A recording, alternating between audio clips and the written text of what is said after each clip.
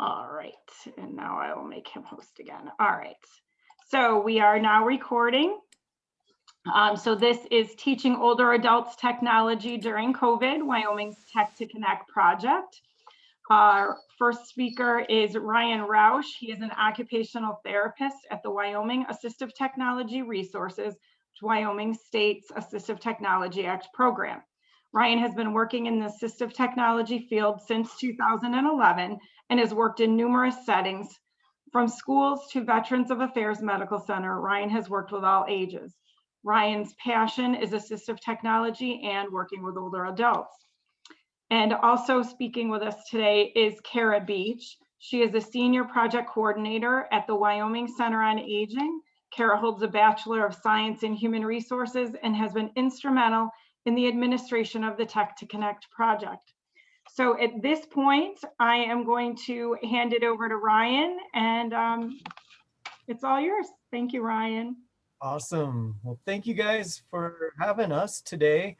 We're really excited to talk about the Tech2Connect project, but also to, more importantly, kind of give you guys some strategies around the working with older adult populations. So, yeah, well, thank you, Tess, for a wonderful introduction. A little bit background, I do work in a State Assistive Technology Act program in Wyoming. And so we are one of 60 State Assistive Technology Acts programs, and we are charged to help individuals, Wyoming residents specifically, get access to and acquisition of assistive technology. And so assistive technology, for those, you probably are very familiar, but for those who are not familiar with, we're talking about, things as simple as magnifying glasses, hearing aids, and to some of the more complex things that are now kind of mainstream is Amazon Siri, Amazon Alexa, Siri, and so forth. So, but I'll be kind of talking a little bit using assistive technology and technology, those two terms a little interchangeably today. So please do not hold my feet to the fire on that. So, but really excited to be here. I'm going to allow my colleague, Kara, talk a little bit about her program and her background and what they are doing over at the Wyoming Center on Aging. Hi, my name is Kara Beach. I am with the Wyoming Center on Aging, and there we house a variety of different projects throughout the entire state. So we have a program called Healthy You, which is all about chronic disease, self-management for adults. And that's a program that we have gone from in-person workshops to now we're doing Zoom and have facilitators throughout the entire state and every single county. So we've had a lot of changes in our department and how we're going to make education and information work for not only the university and faculty, but also facilitators throughout the state, and then also for the older population that we're hoping to reach. So we do all sorts of projects there. We have the Dementia Support Center as well, and currently we're working on a big project called Wyoming Dementia Together, which brings caregivers of those who have a family member with dementia together to talk about the things that they really need to do so that they can be the best caregiver. So those are a few of the projects that we have at the Wyoming Center on Aging, and I'll just be here today to talk to you about how we used our CARES Act funds in this technology grant. Great. And so to give you guys some background, Kara's going to talk more in depth around how our Tech2Connect project worked and works, is currently working. And then I'll go in more depth around the teaching older adults to use technology, kind of some of the things that we have done with our program, but then provide also and thinking about, for those who are direct service providers, some other strategies that you can utilize in thinking about, doing and maintaining the social distancing that is required of COVID. So really excited. Kara, I'll let you take it away. Okay, well, if you want to go to the next slide, Ryan. So just a little bit of a background in regards to this process. We tried to make this as simple as possible. This is really a collaboration between the Wyoming Center on Aging, the Wyoming Department of Health, and then Ryan's group at Wyoming Assisted Technology Resources. We really wanted to try to decrease social isolation with the use of technology. And so we're using all of the CARES Act funding in that. And so if you go to the next slide, we made this really easy in that at the Wyoming Center on Aging, we have a large email chain group, whoever we send newsletters to, but a big group of individuals that already work within every single community in Wyoming. And so when it came to our CARES Act funding, we tried to determine what's the best way for us to use that. Well, you know what? I don't know that answer.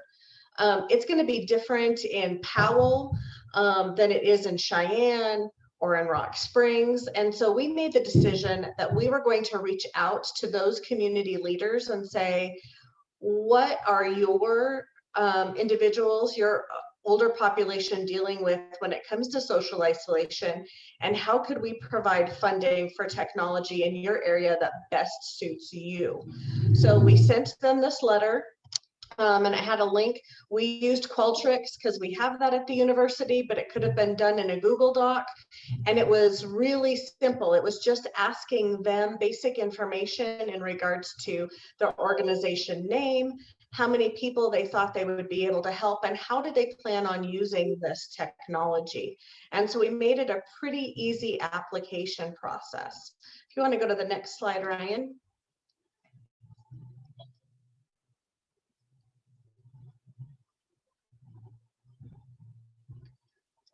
And then, so in that, like, as I said, we sent this out in newsletters.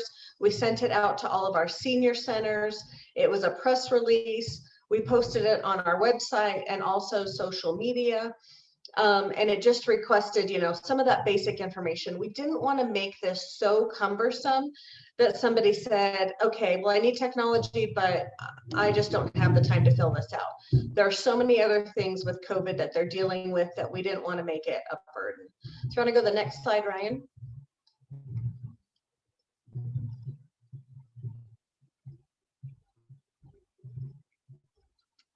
Okay, so when we sent out our request, we ended up having 30 different applications that we received. They're from 18 senior centers throughout our state. So here's a graphic of our state, the big square here in Wyoming, and everything that's highlighted yellow, those are a community that we've been able to impact by the Tech2Connect funds.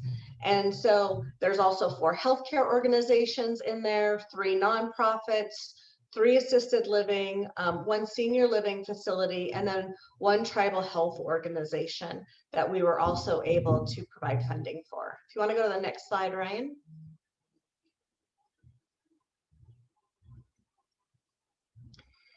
And then, so what did we get requests for? MP3 players, and you might say, okay, what does that have to do with technology or social isolation? But this was a great project for music therapy done with the Wyoming Alzheimer's Association. So they're actually providing devices throughout the state to those individuals who live daily with Alzheimer's disease. There were several organizations that all requested some sort of a tablet or an iPad or something called a GrandPad, which is totally new to me in administering this grant. I hadn't heard of that before, but it's a great product. There were organizations that also asked for computer stations. They might have had computer stations at their organization, but as we all know, technology changes so quickly. So this really gave them the ability to update technology and have things with, say, like a webcam, like we're all using today. Fitbits and Fitbit scales. There was a community in Worland or Washakie County where they were really working on a lot of healthy initiatives with their older adults. And they were really wanting to ensure that those initiatives stayed in place even through COVID. So they purchased Fitbits and Fitbit scales to ensure that their population could keep exercising, keep tracking their steps and their calorie burn, and we're reporting that information back. And then one of the other things that we had providers notice was that while they might have a smartphone or a tablet, they don't necessarily have access to the internet or unlimited access to the internet. We have a lot of individuals who are using, say, a track phone, which has limited data usage. So the ability to purchase a phone card, more minutes, or internet access was something that we also helped and provide. If you want to go to the next slide, Ryan. So we did have a few challenges, and we're still facing some of these, especially when this grant first came out. Limited access to products was a huge thing, because this is also the same time that so many schools were closed, and so there were so many more younger children doing school at home, and so they all needed some sort of a computer or tablet or those things, and so there wasn't the availability to purchase those items in the quantities that they wanted, or they were having to get a couple of different kinds of devices, and they thought that that would be difficult to try to keep track of at their center, and then also train not only an older individual to use more than one different type of device, but also their staff. So that was interesting. Excess funds, there were some organizations that what they put through for a request, the technology, because it's been more efficient, has also gotten a little cheaper, or they found better deals. So their question to us was, I have an extra $1,000 now. I already bought the 10 I said I was going to buy. Can I buy a couple more? The answer is yes, as long as it's for that same kind of equipment. That worked out great. We had a couple programs, unfortunately, that also had to close.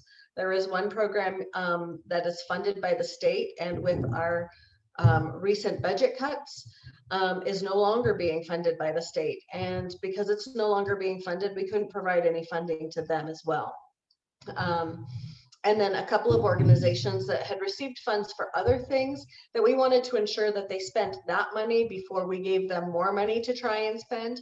So we're still working on some of those things, but that's been a great process. So if you want to go to the next slide, Ryan.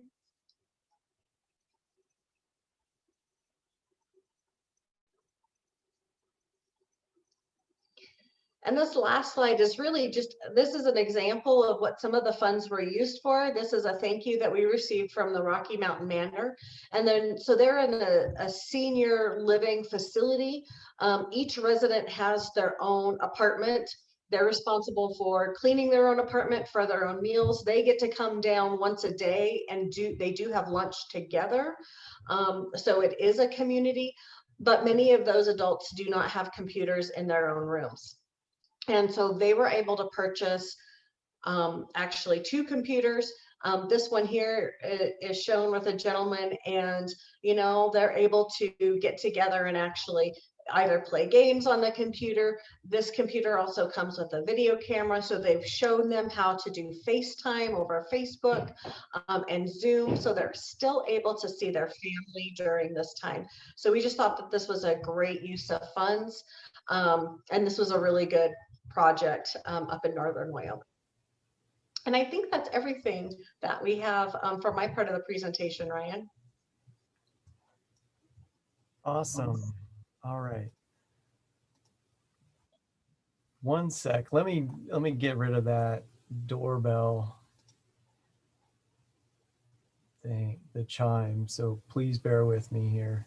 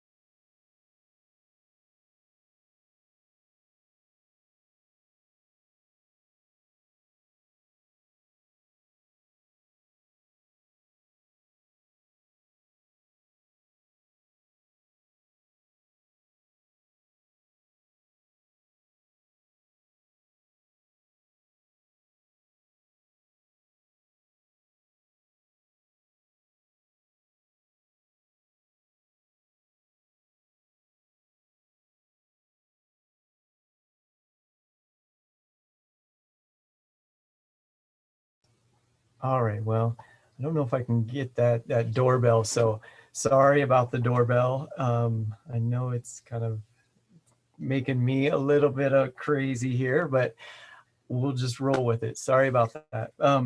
Anyways, so you guys have got this picture of where we're coming from now, how our program is set up. And so, I mean, the main thing for me when thinking about, I came into this project was more about um, the training aspect of it all. And so imagine several senior centers and organizations and whatnot having their having to um, have their pick of all technology. And so that really got me to thinking about creating a framework so that individuals could match their participants up with technology. And so thinking about some of you guys who are working as AgrAbility direct service providers, that's a huge thing when you are looking at working with older adults as well as individuals with disabilities. And so is you always want to match the technology up. And so I have this framework, and I'll be talking about the framework, and then I'll talk also about the technology decision guide, as well as some of the best practices or evidence-based practices around training older adults, and then show you some of their training videos. So one sec. All right, so a framework. Why use a framework? Frameworks help us break down complex challenges. They help us compartmentalize, and helps us kind of think about a way to consider all aspects of a situation to make better informed decisions. And so the framework that I came up with was the Human Activity Technology Framework.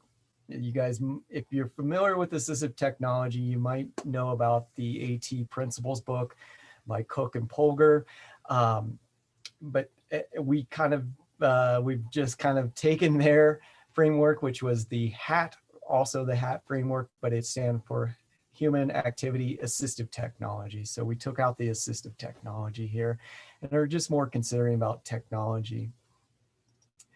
And so here's a visual representation of kind of this framework. We've got the human component, we've got the activity, technology, all encapsulated in the environment or context. And so I'm going to talk more in depth around those pieces. So when we're thinking about the human, we're thinking about, not only are we thinking about body function and structure, cognition, motor, all those things. We're also thinking about, are they interested in learning to use new technologies? And in our case, it was for social connected purposes. I'm imagining, as far as, in AgrAbility, you're probably going to be using this technology to connect and do some trainings around that. So then thinking about what is their familiarity and comfort with technology, what is their experience and so forth, what are their strengths? I love thinking about strengths when you're working to match a person up with technology. What are their challenges, and thinking about that. Then the activity, when we're thinking about activity, what do they need and want to be able to do with technology? And so thinking about that aspect, is it connecting? Is it to be able to, keep tabs on their crops or their, animals and so forth? What are their technology needs? Thinking about what technology do they need to do? And so what activities are going to require technology? So you really need to think about activity analysis and thinking about breaking down that activity. What are the steps of that activity? How complex is the activity? Is it simple? Is it easy? And then, who do they want to connect with during that activity? And in our case, again, it's around this social connection piece, but I'm sure you guys can think about that from more of your AgrAbility component. And then technology here, what devices do they currently use and have? What are the devices, um, shape, size, and all those great things? Do they need alternative input? And when we're talking about alternative input, that's kind of where assistive technology comes into play here. And so thinking about, maybe it's somebody who has a motor condition and cannot, do the direct selection by tapping on the screen. Do they need to do it in a different way or a different method? So thinking about those things, those pieces. And then context. Yeah, where do they need to use the piece of equipment or technology? And these days and times, internet Wi-Fi availability is crucial and critical. Here in Wyoming, we are a huge state landmass wise, but a small population.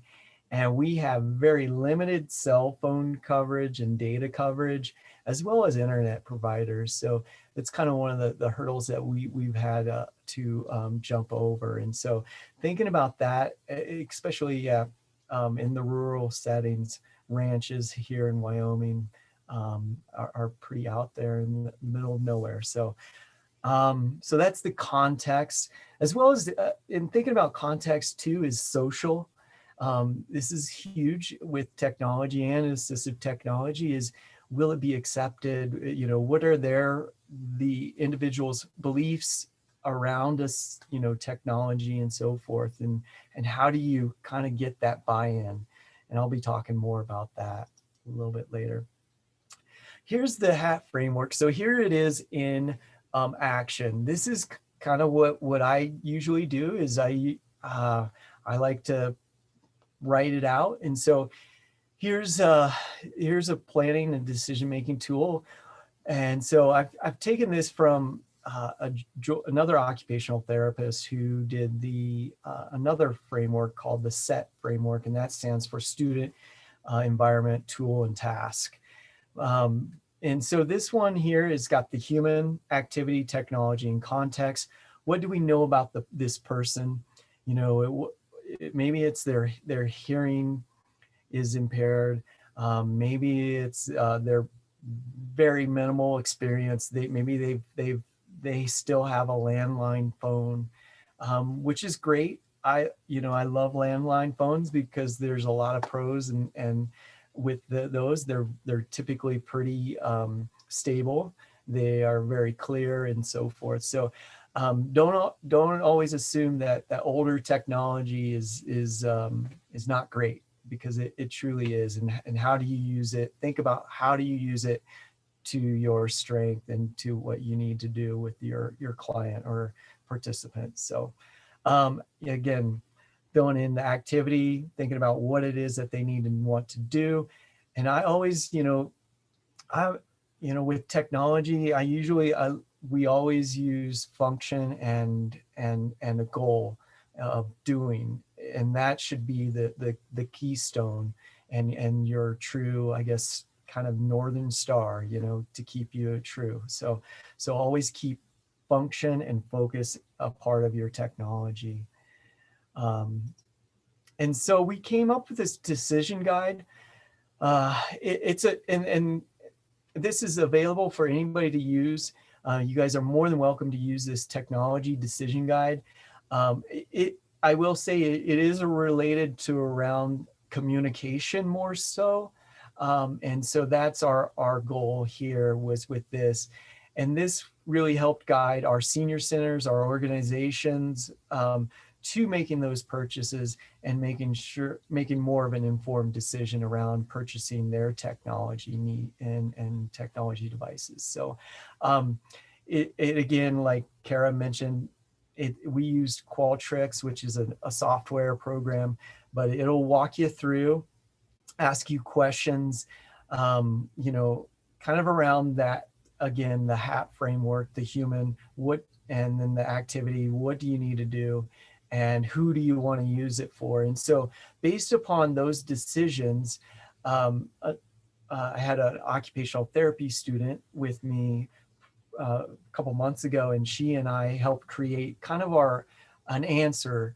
And so it populates an answers or kind of suggestions, considerations around those answers. And so this kind of gets them thinking about the technology.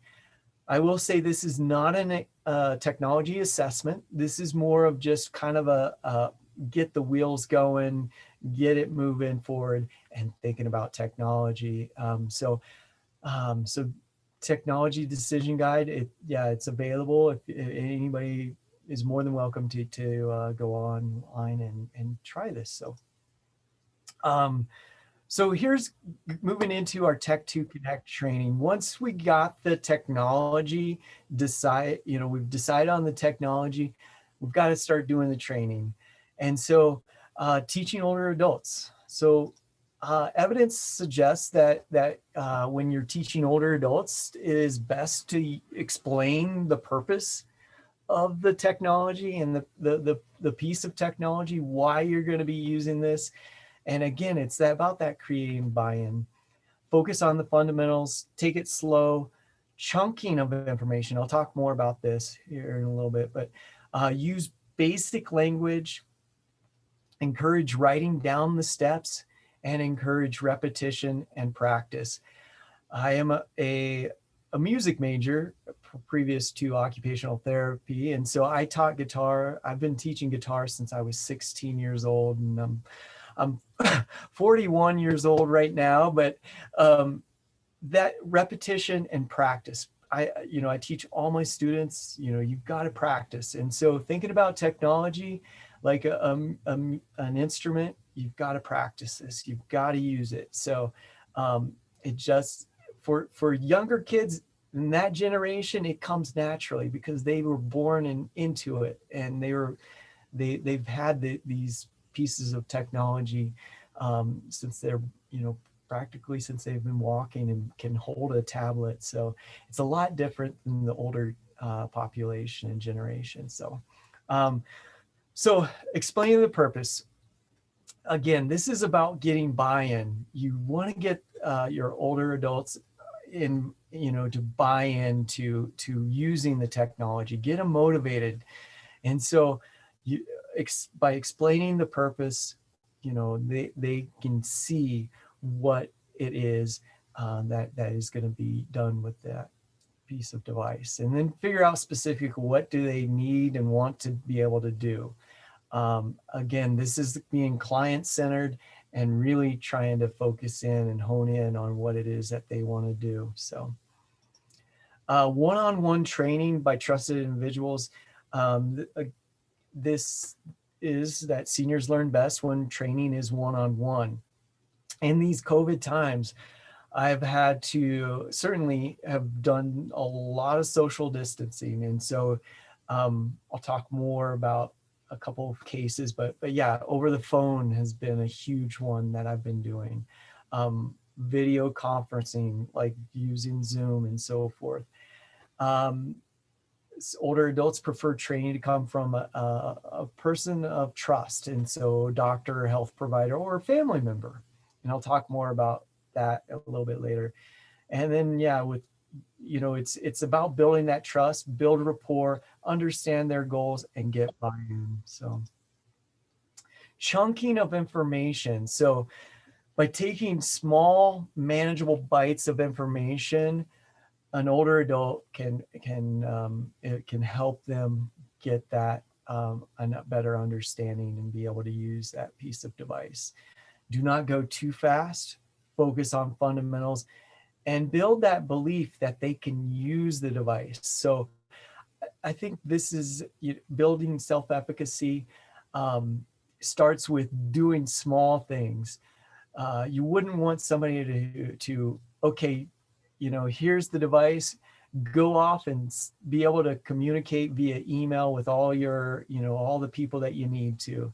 You need to build up to that, and so thinking about, small manageable bites. Well, let's just start with being able to open an email, and maybe that's your first goal in training and so forth. So So really thinking about building their belief that they can use it. And I will say, yeah, breaking it down, chunking the information and setting those goals and grading and so forth. So use basic language. This is a huge one. You know, really think about you coming from a 5th grade reading level, avoid jargon, you know, swiping, you know, don't use swiping, you know, explain what you're doing. I'm moving my finger is touching the screen and I'm moving it from left to right. And then you can kind of start explaining those kind of jargon or those terms. So define technical terms, be descriptive, give specific directions for actions and gestures, as I just mentioned, putting my finger on the screen and I am moving it on the screen from left to right. So, so taking all of that, of what the evidence or best practices suggest, we created these training videos. We created training videos, YouTube videos around basic device use, built-in accessibility, safety and privacy, telehealth, video conferencing. We're starting to work on video conferencing and then social apps and so forth. And this is posted on the Tech2Connect website. These videos, we've, again, used all of that, you know, kind of thinking about basic information and trying to break those things down into manageable bites. And so this is our approach. And this is one of the videos. I don't know if I'll be able to play it today. I didn't know, I don't think I hit enable. Okay, here we go.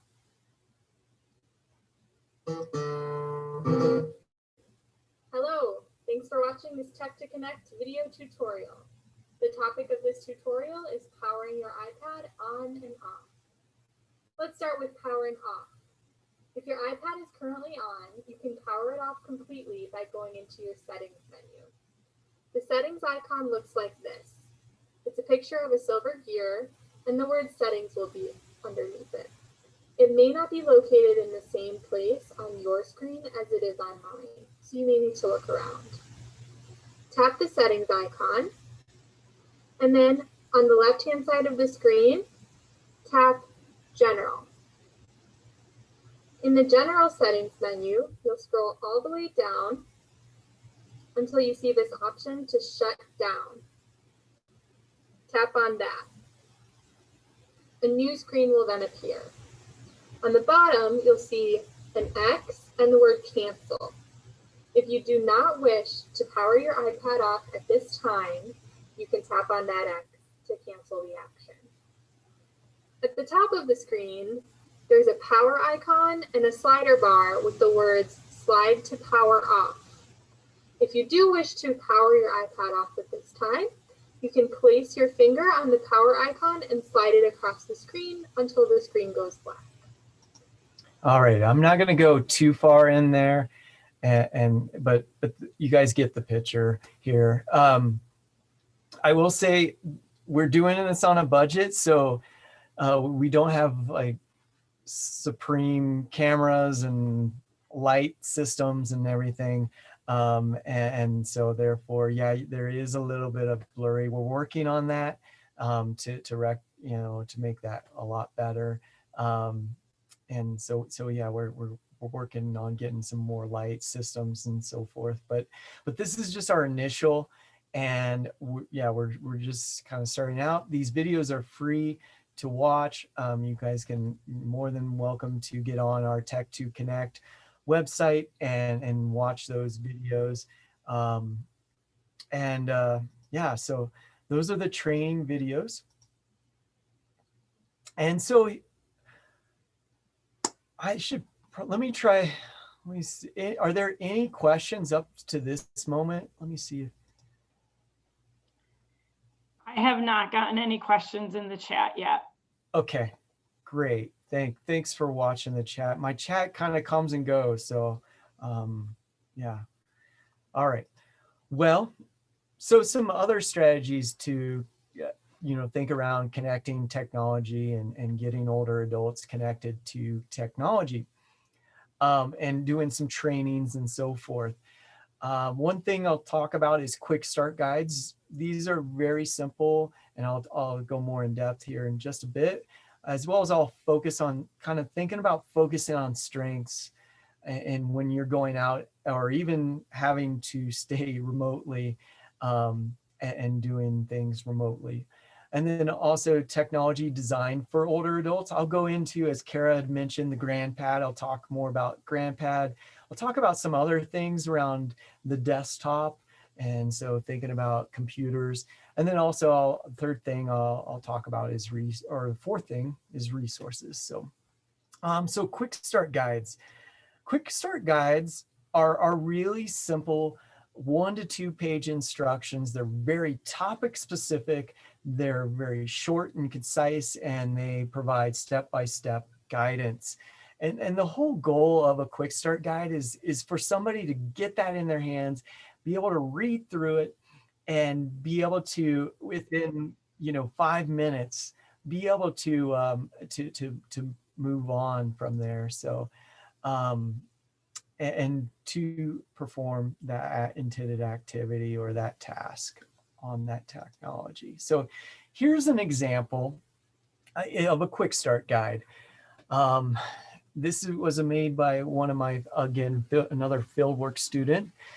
And he created this. This is around the Amazon Fire tablet.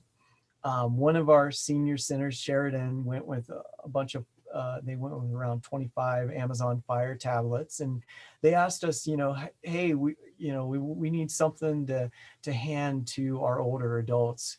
And so we created this one. This is just half of it. There is a second page, but I didn't put it on for today's purposes. I just wanted to kind of give you guys an example.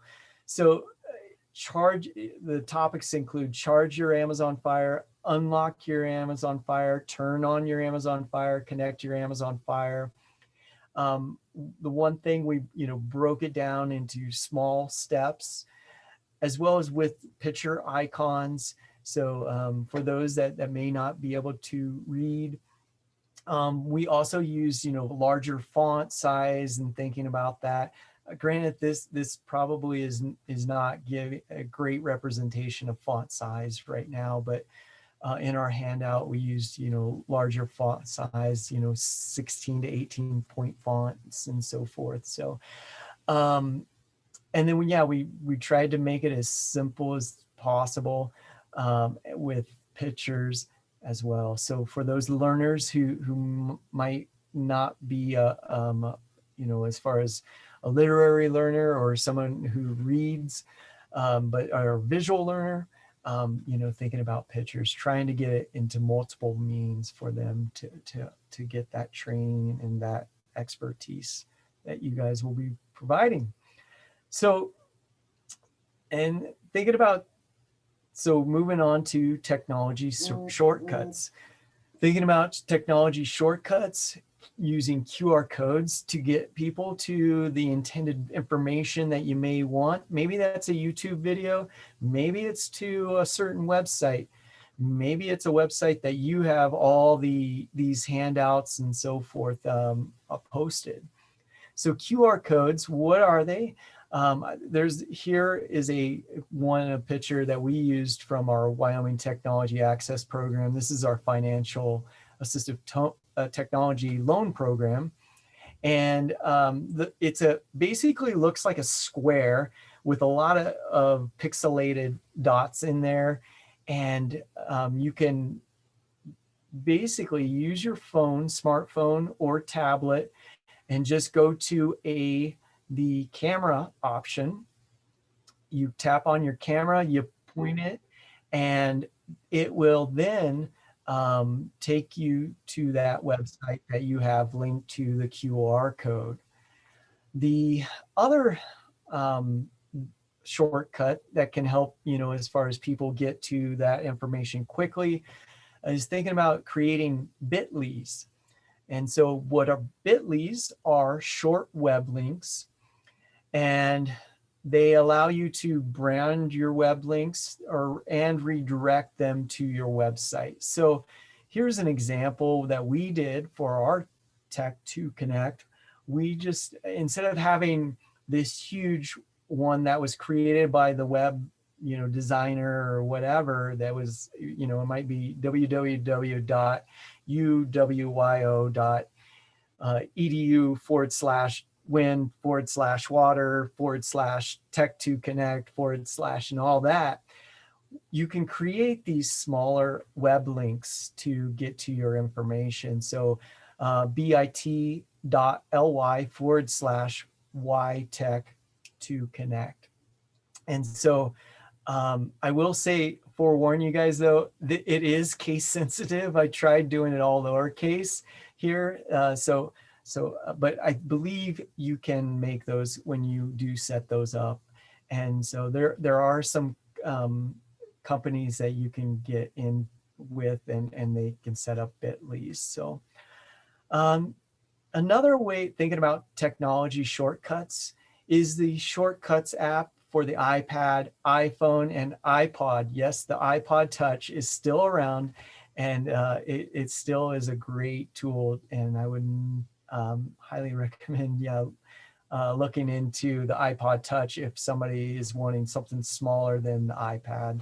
So, but Shortcuts app, it reduces the number of steps to just one tap. So for example, if you wanted to call a loved one, instead of having to get on there and open up, their phone directory, you can make it one tap on the home screen. So it's just that they have to tap an app, and that activity will take them straight to it. Or maybe it's a video conferencing call, FaceTime, using FaceTime. So if you wanted to, if you're wanting to provide training and you guys are using FaceTime, you can make that a lot simpler for that individual. So all they have to do is just tap on that app and boom. Instead of going into FaceTime, looking for that person that they might have to, and so forth, which requires a lot more steps. So here's some technology shortcuts. The next thing is you want to really think about focusing on strengths and what you control, all right? So individual strengths, maybe it's family. Seek family members that can help you with training or connecting to the technology. So I'll tell you about this one case. I've been working with the Division of Vocational Rehabilitation and working with this individual is around 65 years old. He works in kind of the maintenance. He does water pumps. And it's one thing Wyoming has a lot of is oil. And so he works kind of out in oil rigs and so forth. And anyways, so I'm working with him. He's 65 years old, has a traumatic brain injury. So thinking about cognition, but he has, the one strength is he has a son that really cares about his father and him continuing to work until he reaches that 67 for retirement. And so his son has been instrumental in helping me connect via Zoom, video conferencing calls and setting those up. And then from there, I've been able to, once we've got it set up and established that connection, then this individual that I'm working with, we are, going like gangbusters on learning the technology and the pieces that he needs to learn about. So think about family, try to get them involved. Another case, I also happen to run one thing in Wyoming, you've got a lot of hats. And so I work on the I Can Connect project. And so I have been helping an individual who is considered both deaf and blind get connected to telecommunications. And so I've been had the help of his wife. And so I've been having her kind of communicate back and forth. And so those have been some of the critical pieces. So I've been relying a lot more these days on family and seeing what their strengths are as well. So the next thing is, really look around. What are they, what are this individual, what are they familiar with, and what are they good at around technology? And so it might be that landline, like I was just describing. A landline is still a great piece of technology. It's secure, it's stable, and it, for the most part, really clear and crisp here in Wyoming, at least. So really thinking about some of those older pieces of technology, how can you use those to your benefit when you're working with older adults? And then what you control. This is really truly just, patience. I know this is kind of old, but patience in these COVID times is critical. And um, the explanations that you may be having to provide are going to have to be more short, concise, and jargon free. And so then I think setting realistic and reasonable training goals. You might not be able to, what you could do in person, do over the phone, or do via video conferencing is going to be a lot different. So, and then planning. It's always critical about thinking about planning. Okay, this is my next step, or these are my next things to do in the next month with this individual. So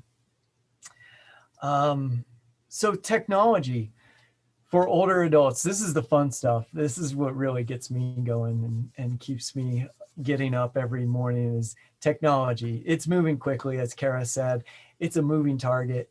And it certainly is getting better and better as far as I feel like around assistive technology, as well as just some of the technology pieces. I remember using the old Mac computers and encoding and all of that stuff. So, and today it's gotten so much better. So, but anyways, technology, the GrandPad. This is a really cool piece of technology. It's made by Consumer Cellular. It's a tablet for older adults. It's very simple. It's got large buttons. There's no passwords needed, no spam or telemarketing. It's really secure.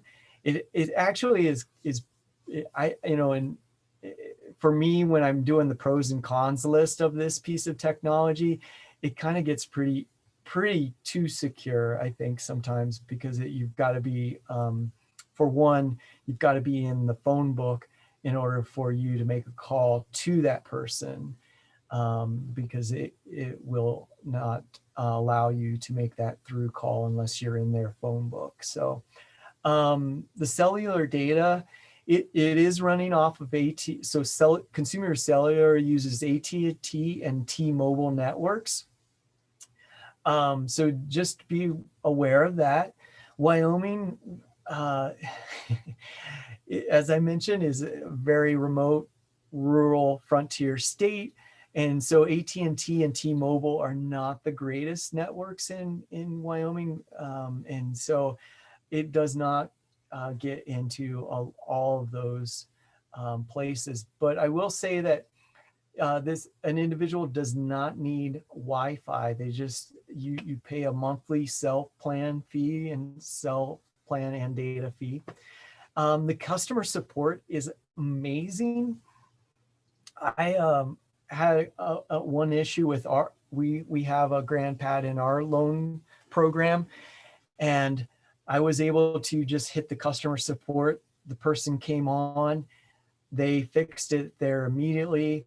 And I was, up and running. And it's really simple as far as there's a big icon on the home screen that you can touch, and it just says help and a question mark. And so I will say this, the GrandPad really provides a nice, simple interface. They also provide written cues. For example, touch arrow to move to next screen and so on. So it really provides really those basic, it's a really nice basic tool.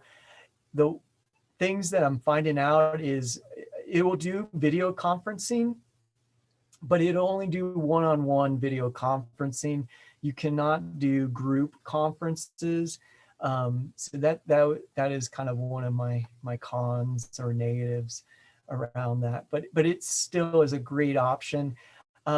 This picture on the right is the actual tablet in a cradle. So all you got to do is just put it in the cradle and it recharges as well. So it's pretty simple on recharging. And thinking about those people that might have, Parkinson's, where they have a shaky hand, and trying to get the charging cable to match up with the male to the female part. So it's always I think those charging cradles are awesome.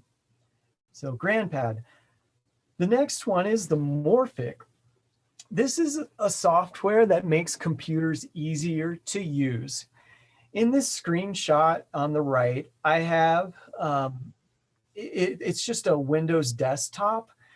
And then you have your typical Windows toolbar below. But on the left-hand side of the picture is the Morphic toolbar. And so you can customize this toolbar to make it, one-click access. So for example, here it says call to family meeting, and it's got an S, so they're using Skype. All that older adult has to do is turn on their computer, it gets to their desktop, and then just go to click on that call to family meeting, and boom, they are there in the family meeting call. Whether you use Skype or Zoom or any of those, it's pretty customizable. Maybe it's, you want to check their Gmail or email accounts or do some internet searching and so forth. You can make this, again, one click. So it's, it runs constantly across all programs. So it lives there on the left-hand side, or I think you can move it to other areas. So Morphic is this piece of software that works on Windows based computers. Another one is called Smart Living Desktop Suite. This one I really like this company. It's called AgrAbility Technologies. They're down in Colorado Springs, Colorado. And their company is really designed around individuals who have intellectual disabilities, but I think it's a really great tool for somebody who's not familiar with technology, because it's making it a lot more simpler, and it's simplifying the technology.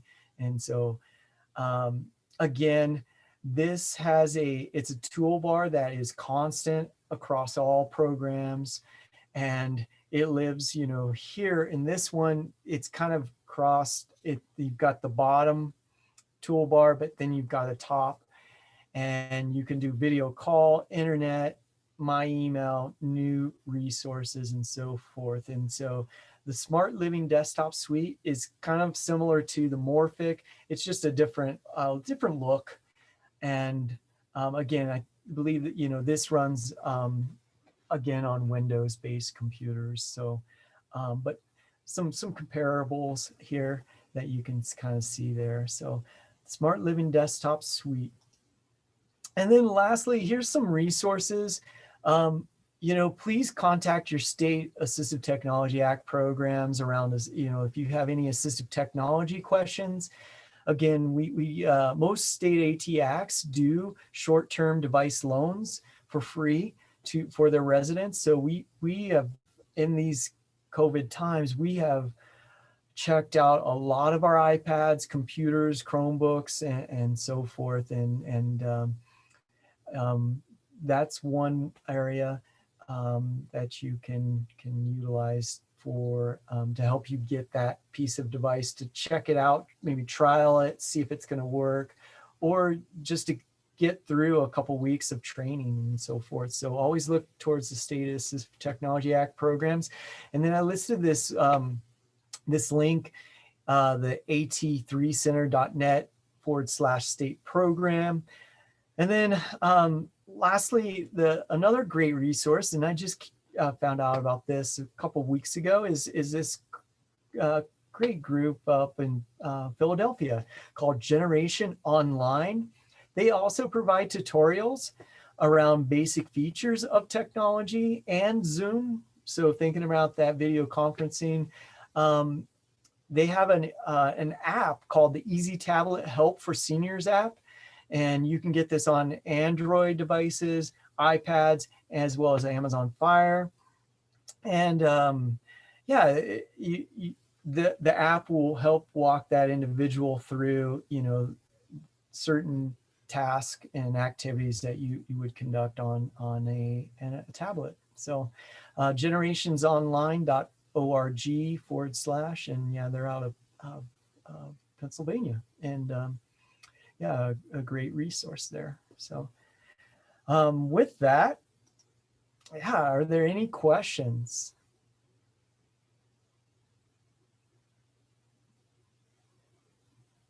Tess, you're muted. Sorry about that. If you wouldn't mind stopping your share, I put the questions up on a slide or a couple of slides. So we will start sharing. Here, Tess, I'll make you a host now. Oh yeah, thank you. Yep.